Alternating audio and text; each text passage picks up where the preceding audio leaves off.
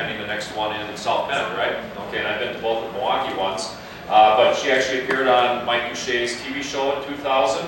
Always very articulate in terms of describing what went on in the league. And as you can see, second all-time best base stealer in the league. And she is inducted into the National Jewish Hall of Fame. Just a great proponent of the league. There she is in her later years, showing off one of her cards again. And there in the dugout on the bottom is Dottie Hunter, the team chaperone, braiding her hair. And they would do that before every game, regardless of, you know, it was the first game of a doubleheader, second game of a doubleheader, had to rebraid her hair. She was named Ty, nicknamed Ty, because a lot of people thought she played like Ty Cobb. And Tybee is Hebrew for Thelma, so that's where she came up with all of her nicknames. She had a home run on opening day too, so even though she was more of a base stealer, she did have a pretty good start to the season. All right, here you go, Merle. Here's your role model. So Merle, Pat Cagle, and great hitter. She came in as a rookie, partially through the season. Didn't do real well at shortstop, so they had to keep her back in the lineup, so they moved her to right field. She died only a few years after leaving the league. She died of cancer in 1950. That is her pictured with her husband in the bottom picture. And she had a lot of nicknames, as you can see. The Blonde Bombshell, Speedy. I mean, she kind of did it all as far as being a good combination of power and a good combination of stolen bases. You can see, you know, with her stats from 1944. Her husband was a staff sergeant in the military, and the Kenosha Times said this. They said that she had murder in her bat and speed to spare in her strong, sturdy shanks. About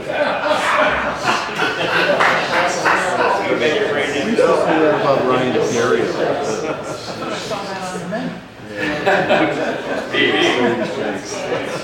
All right, 5'2", 144 pounds. So she was fast, she was strong, and became quite the legend even in her short time in the league. Gladys Terry Davis. So she was the one with the cool sunglasses, and when she first came to the Chicks from the Peaches, they had her starting at first base, but they moved her to shortstop. Very versatile player. Got Cagle out to the outfield, apparently where she could, you know, cause the least amount of damage with her glove.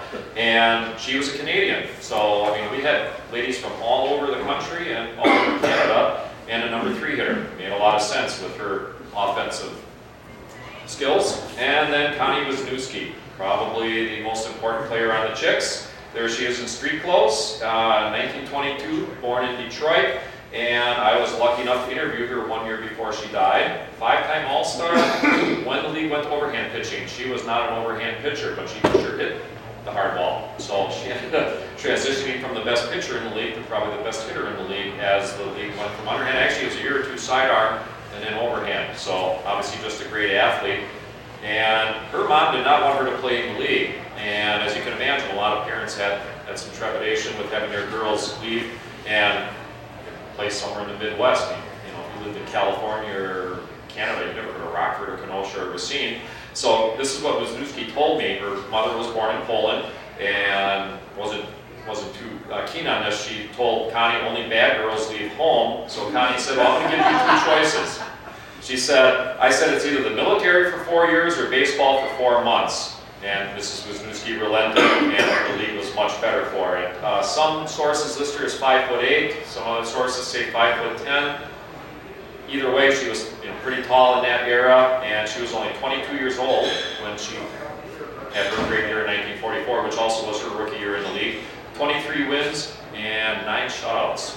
So, and again, that was after coming off of a knee injury early in the season. Next one.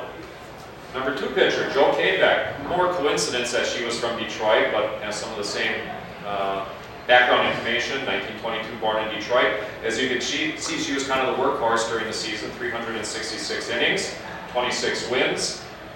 Again, some of the fascinating press coverage. Stately Chicks fastballer, fashionable. Max Carey said to her oftentimes relaxed. She had such great posture that he just wanted her to kind of chill. He just thought she was always kind of uptight. I don't know that she really was. But anyway, she was a great number 2 pitcher for the Chicks, and she died in 1978. I never had a chance to talk with her, but she was definitely one of the better pitchers in the early years of the league. All right, Mickey McGuire. You have all seen the movie. I don't quite have the right setup here to show one of the most famous scenes in the movie, but who remembers the scene in the movie where the courier or whatever messenger comes into the dugout and has the telegram? Oh, yeah. And yeah, okay. And you recall that Tom Hanks has to tear the telegram out of the kid's hands and read that one of the lady's husbands had died. I think it was Betty Spaghetti. Yeah, Betty, last name was born in the movie. But anyways, that basically is the Mickey McGuire story. So right around the time frame of D-Day, sure enough, there was a courier that visited the chicks and gave the telegram to Mickey McGuire. She actually chose to play that day, even though she had been told that her husband was dead. And she actually played in 55 of the first 56 games for the Chicks. As you can see, she ended up playing 108 games overall. She just played as much as she could. Mickey Cochran was who they named her after. Dorothy and Mickey really don't make a lot of sense together, but because she was a catcher, that kind of stuck. She was on the first 2 championship teams, so obviously she knew how to be on a winner and be a leader on a winner. One of the older players on the team at, 25, 26 years old. There has been a book written about her. It's a book meant for teenagers.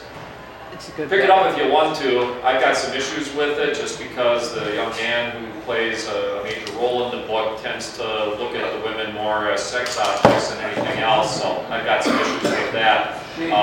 So anyways, but it is all about Mickey McGuire and what she went through with all that. So anyways, if you have a chance to check out Leave It Alone, look at that scene. What's really interesting is, not only did McGuire keep on playing, even though she heard the news that her husband had died in combat, turns out that a couple weeks later, actually 7 weeks later, she received 2 letters from Corporal McGuire.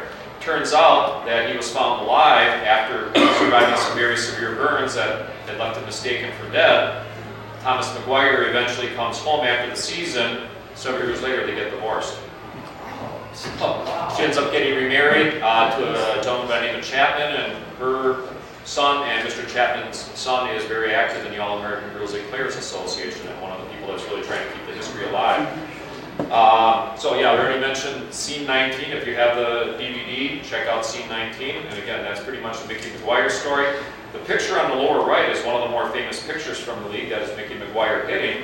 In fact, it is such a good picture that in 2006, the Hall of Fame commissioned a statue to be made, and that is the exact action shot of Mickey McGuire. So if you ever get to Cooperstown, and in your future, make sure you check out that statue. That is of Mickey McGuire. So pretty cool. We have a Milwaukee chick outside of the Hall of Fame, as well as all the ladies who are inside the Hall of Fame. Tommy Thompson. This is the left-handed pitcher from South Carolina, and she's still alive and well. And she had a pickoff move that Kerry said was better than anyone he had ever managed with the Dodgers in the early 1930s. 15 and 12, she was a lefty. Her sister was Mrs. America in 1946. So, a family that did very well, apparently. Sylvia Ronsky, this lady was phenomenal. When I would go and talk with her back in 94, 95, 96, she was on oxygen, and she lived up on, for those of you from the Milwaukee area, she lived on 73rd and Medford, little white Cape Cod, and I'd go and talk with her. She'd have her oxygen, and she'd be drinking beer and smoking cigarettes at the same time. She was in a league of her own. Yes, absolutely. She actually grew up near Borchard Field. She grew up near Locust and Hubbard. Died in 1997. Obviously, she was on the oxygen already. But just a phenomenal lady. A blue-collar lady. She worked at Briggs and a few other places. She didn't get to play a whole lot, but she did go 4-2, and she did have the distinction of playing, or actually pitching at Wrigley Field. What happened is that they decided to have an exhibition game at Wrigley Field. 16,000 people attended that game. The Chicks played against the South Bend, played against the, South Bend Blue Sox it was. And it was underneath portable lights, and she actually pitched quite well in that game. They won 8-2, 9-inning complete game, 7-hitter. So she did very well at Wrigley Field. Pretty rare that anybody can say that they pitched at Wrigley Field. But Wrigley was trying to promote the league. Eventually they did have a team in Chicago in 1948. It took a while, but they eventually got there. She pitched in the last Chicks Orchard Field game. She threw a 9-inning complete game 6-hitter over the Comets. She also pitched in the final regular season road contest, the one up in Oshkosh. Never played in the championship series. At that point, Carey just decided to go with his top 3 taller pitchers, and by the end of the series, it was all Connie Wisniewski. But Sylvia loved the game. She did actually go to Grand Rapids the next year with the Chicks in 1945. Some of the things that she had to say, she said playing ball anytime, pro or amateur, was the most happy times with the league. The added traveling made it more so. I loved playing ball. Even at Wrigley Field, nothing else ran through my head but playing the game. Baseball was my only passion until I got married. So, yes, sir. I just happened to use that as a question in the trivia quiz one time about when was the first night game in Wrigley Field. Oh, okay. So the 1944 Chicks game. Very good. Yeah. So pretty interesting that she was the one that got the picture. The Milwaukee girl getting the picture of Wrigley Field. There she is in front of the Orchard Field scoreboard, which would be backed up to Burleigh Street. And again, here she is, somebody that grew up just not too far from there. And she made the league by virtue of her skill, not by the fact that she grew up in Milwaukee. Again, she did move to Grand Rapids, and next year she finally decided to hang it up, come home, get married, and 3 kids and a bunch of grandkids. And just a really fun lady to get to know. She actually came to some of my kids' Little League games, which were actually not far from her home up on the north side of Milwaukee. Next one. There we go. All right. Now we go to New Jersey. Again, the Chicks came from all over. Backup infielder for the Chicks. Actually, she's from Pennsylvania, but grew up and still lives in New Jersey. Played in the league for many years, and her name, the teeny, came from Ernestine, not from the fact she was 5'5". That was not actually that small back then. So, anyways, still alive and well. Had a chance to talk with her about 20 years ago, and also a very fun interview and very passionate about the league. And another picture of her there. She is along the third baseline at Orchard Field. All right, Vicki Panos, gazelle-like center fielder is what the press had to say about her. Another Canadian ball player, very fast, good hitter. As you can see, batting .263 was good enough for 6th in the league. So definitely a pitching-dominated league. She started with South Bend, as I mentioned earlier, came to Milwaukee, and that picture is her with the Chicks. And that picture is when she later played in the National Girls Baseball League, the Chicago Bluebirds. And we have another ball player coming up here in a few minutes that also went down to Chicago and played. And you can see their uniform is quite different, but I think sliding still would have been an issue, right, ladies? Yeah. All right, Doris Tetzloff. She was brought in as a rookie to replace Vivian Anderson, the lady with the broken fingers. And she went on to have a great career also. And she later went on to be a coach and a chaperone with Max Carey. Max Carey eventually ended up with Fort Wayne, and she ended up being a chaperone and assistant coach. So she was out on the bases as well as serving the role of chaperone. And as you remember from the movie, that chaperone maybe wasn't quite the way they all were, but the chaperone's the one that took care of everything as far as travel arrangements and curfew and things like that. And Tetzloff did very well with that as time went on. And here she is with the Chicks in one of the team pictures.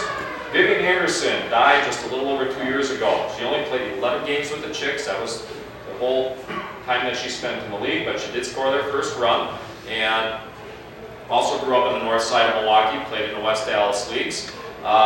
When she broke her 2 fingers, the same doctor who amputated Hal Peck's toes wanted to amputate her fingers. I'm sure a lot of you know the whole Hal Peck story, okay? So she said, I think I'm gonna go find another doctor. So she found a doctor in Chicago that was able to get them taken care of, and she ended up getting a job down there. She played in the Chicago National League and still had a great career in softball, moved back to Wauwatosa. Every time I talked to her, she never understood why the league was a big deal. I don't know why that is. She was a very humble lady. Maybe that had a lot to do with it. She is inducted in the Milwaukee Brewers Walls of Honor. She was one of the first 2 ladies. So if you ever go to the hot corner at Miller Park, you'll see her name up there. She was on, I remember, Milwaukee with Jim Peck. She participated in our player panel back in 2001 at the SABR convention. So even though she didn't quite understand why she was a big deal, she still went along with things and seemed to enjoy getting visitors and getting out and about and so on. Next one. Almost done with the roster here. Oh, and there's Vivian. And again, that's all the oral history you can check out online. Betty Whiting, first baseman. Don't know a whole lot about her. She kind of was underneath the radar, but also from Michigan. Good first baseman. Definitely helped out the Chicks in terms of her versatility. And there's her card. Anybody here have a Larry Fridge cards as part of their collection? Yeah, I figured you guys would. Okay, yeah. So really good cards, good information on the back of the cards, as well as classic pictures on the front. Max Carey, we probably don't need to talk a lot about him. Most of you have heard of him. As you can see, Sylvia thought a lot about him. There's his Hall of Fame plaque. Vivian Anderson, everybody thought the world of him. He just treated the ladies so respectfully. He taught them so much about base stealing, bunting. He was just a perfect manager. He ended up becoming league president in '45, then he eventually came back to the dugout and managed the Fort Wayne Daisies. And again, that's when Doris Tetzloff ended up being the chaperone. All right, here she is, Dottie Hunter. She considered herself too old at age 28 to play in the league. In 1944, she played with the Racine Bells and Kenosha Comets in 1943. She stayed as a chaperone all the way till the end of the league. Also Canadian. Seems like they had a lot of people that came from Canada. She was an authority figure, but she also had a way of getting along really well with the ladies. They really respected her. They didn't fear her, but she had ways of, making the ladies kind of hold the line as far as curfews and be to the bus on time. And took care of all the hotel and travel accommodations. She had a good sense of humor. What she and Carrie would do before games is they would get the whole team together and they would make a circle, clasp hands, and one of the lines is as follows from Max Carey. May this chain with the 19 golden links, its ideals and principles, carry us through to victory in the final test just ahead, and also through the years that are to come. So they would get inspired before the game, and apparently Hunter and Carey worked very well together. Obviously with the results that they had. The championship. That is not the championship trophy. It's some trophy Carey got. I don't know for what. I still haven't been able to make out the writing on it, but it's still a pretty cool picture of the two leaders of the team. And here we have the chicks on the road, all piled into somebody's room. Charm school dress, yeah, like you saw in the movie, there was charm school, and they had to dress with nice clothes when they were out on the road. They obviously had uniforms that Mary Shea's going to show us here in a couple of minutes. Pay was very good, and I think because of that, the ladies were willing to pull the line with the curfews. They were willing to wear the jerseys that were pretty uncomfortable when they were sliding. Sylvia Ronsky, really growing up rather poor on the north side of Milwaukee, had this to say about the travel and about the food. She goes, she never had any steak other than Salisbury. She says, the first time I ordered steak, I didn't know